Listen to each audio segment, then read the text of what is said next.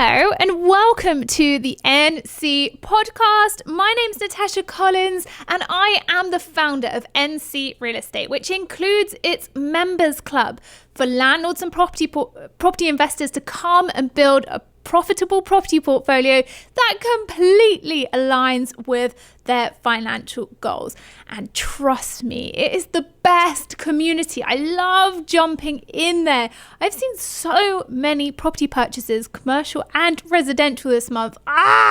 So excited. Now, doors are currently closed, but if you want to get in on a little bit of the action and you've not downloaded my property investment expansion success formula, you need to head to ncrealestate.co.uk/flowchart. Put in your name, your email address, and I will send it straight through to you. As I always say, you need to download it, print it off, put it in a frame, pop it on your wall. Then every time you get stuck, you can think, which way down this chart do I need to go next? So it will always keep you going and moving forward. If you haven't got that yet, ncrealestate.co.uk/flowchart. You will get it straight away. Something so simple for you to use and keep growing your property portfolio with. So this week, I want to have a conversation with you about networking. Now, in my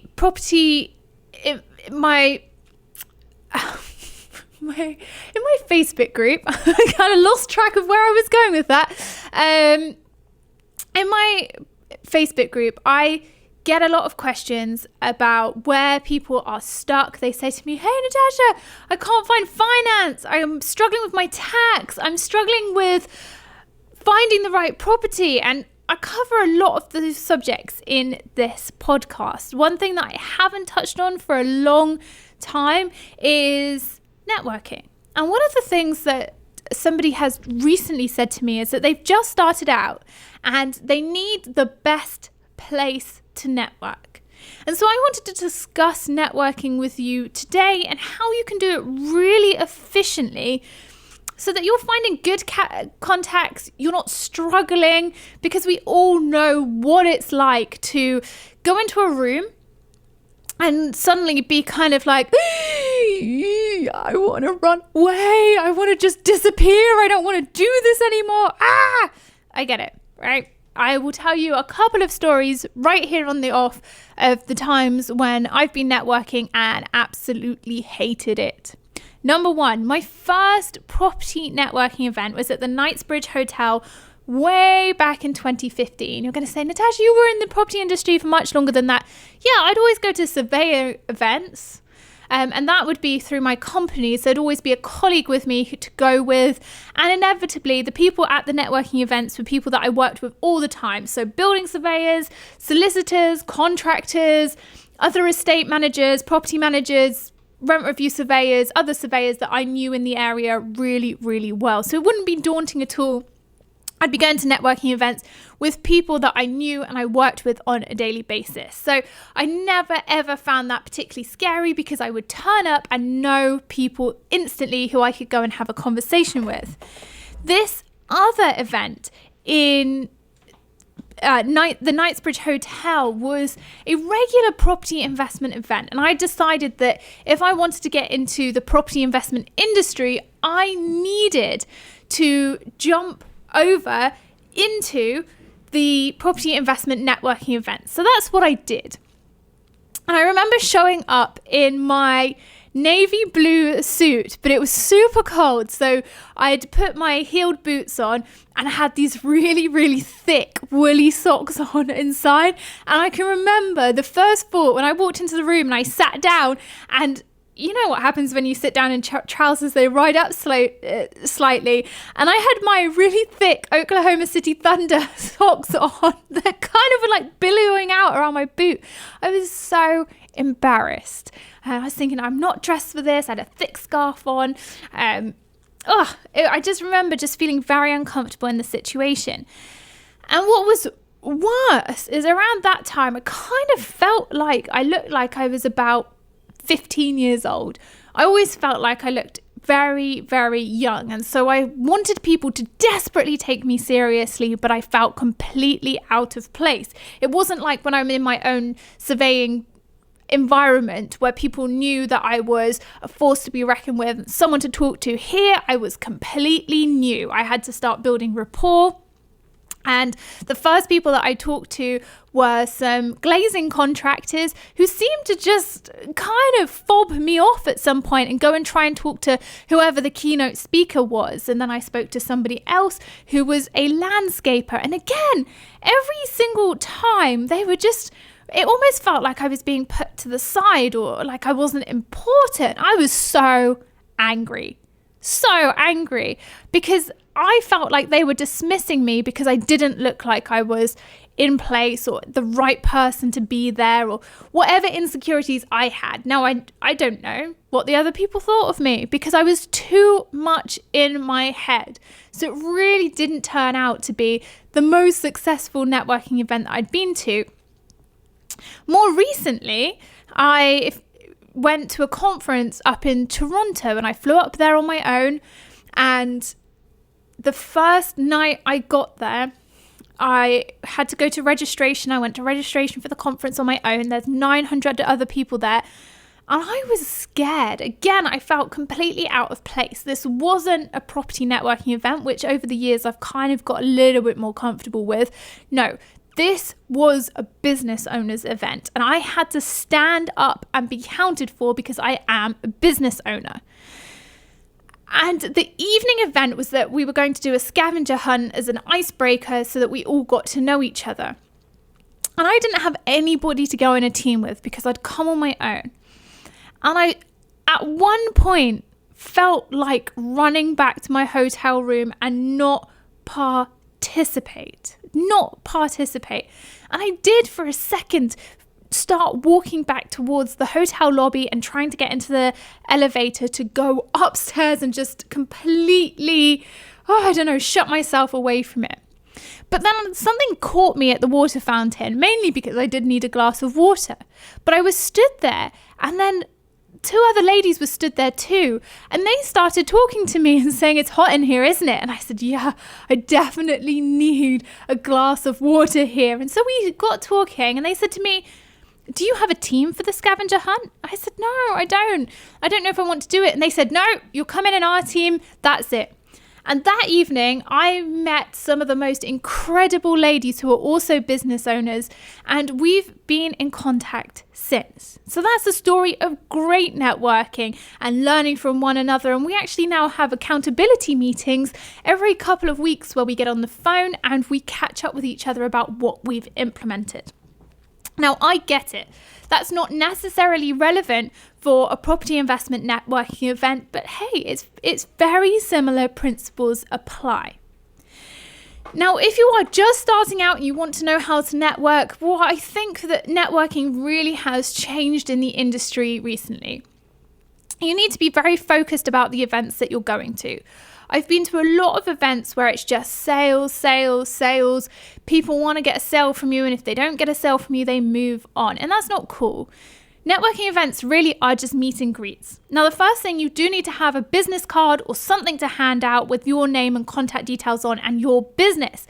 And it really should be, on your business card, it should say, "I help," or "I am looking for," or "I do." So whatever you do, whatever you're looking for, if you're looking for property, if you're looking for investment, if you're looking for, someone to go to coffee with or an accountability partner or whatever you're looking for, specifically at that networking meeting, you just put it on the card with your name, your email address, and your telephone number, and that is it.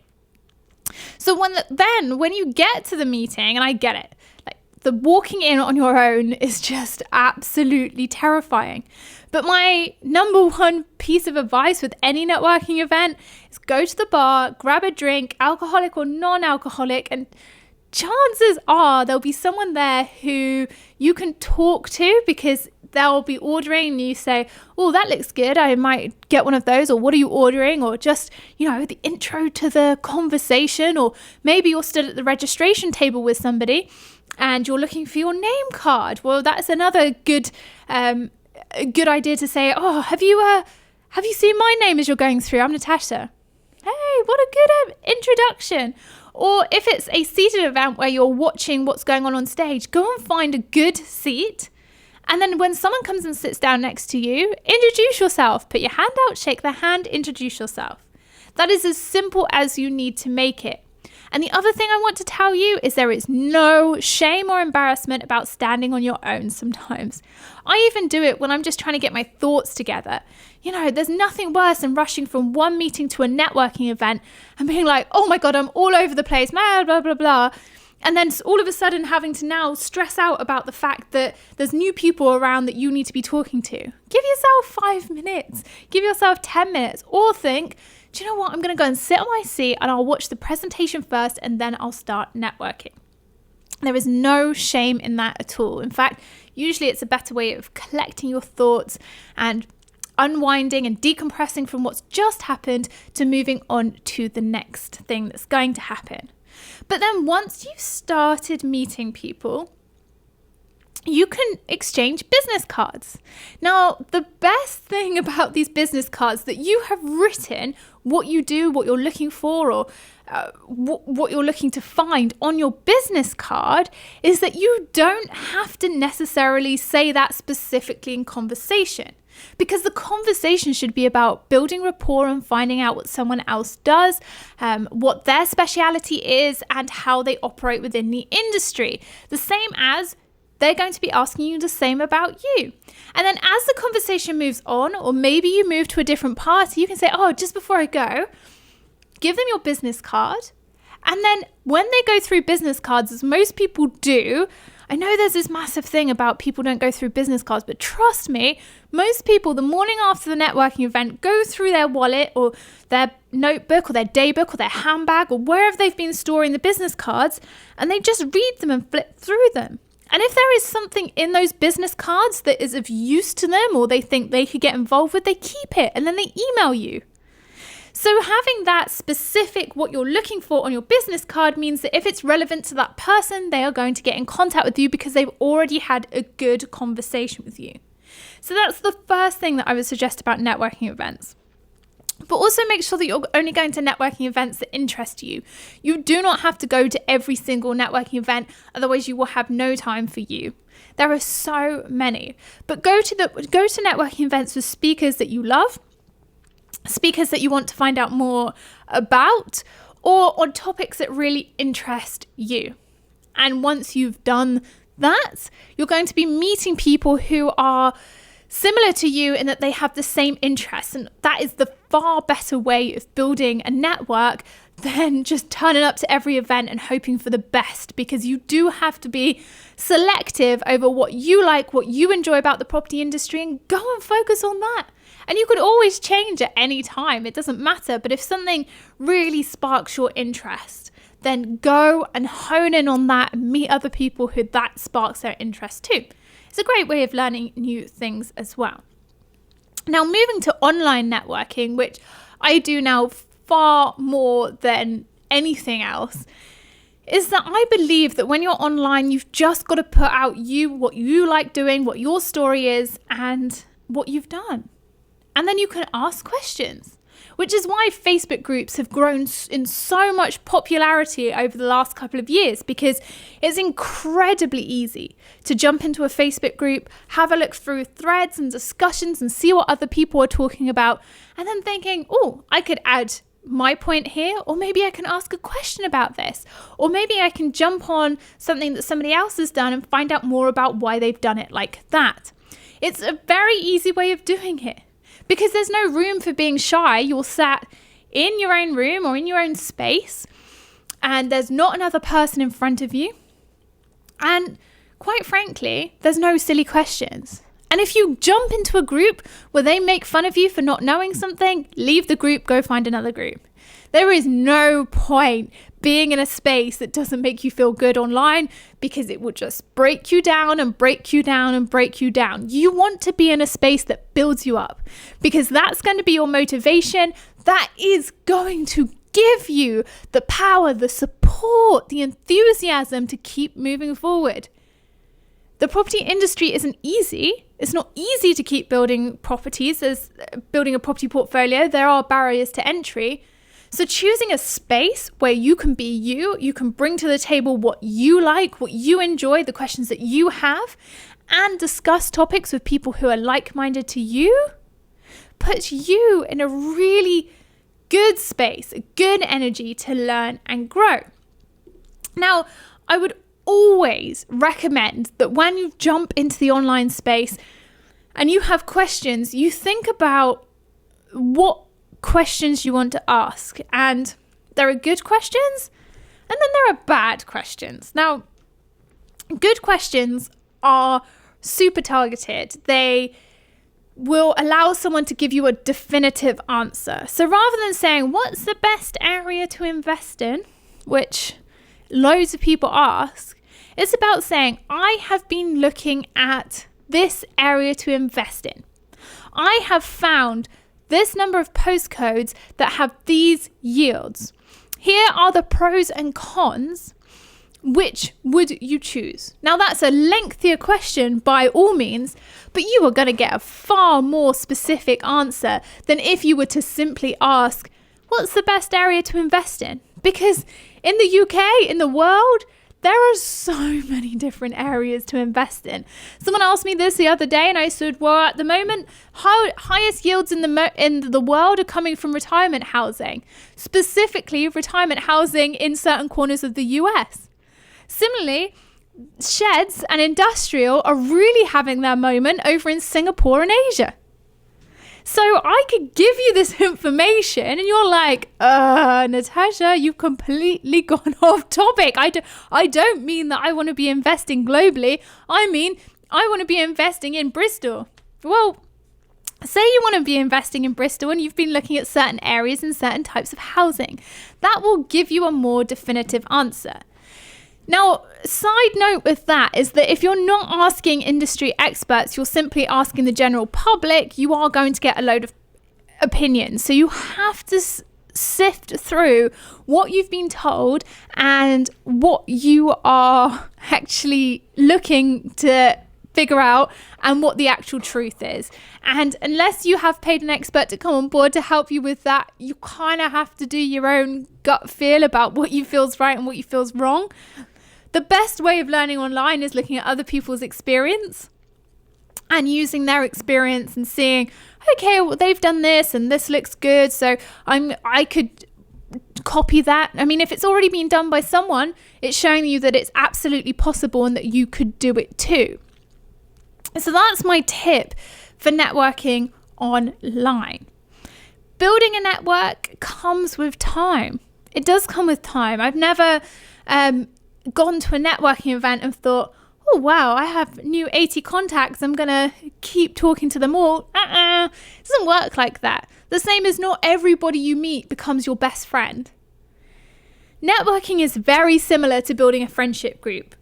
You have to build your network based upon trust, based upon people who share similar interests to you, based upon people who share similar values to you, based upon people who invest in your investment style.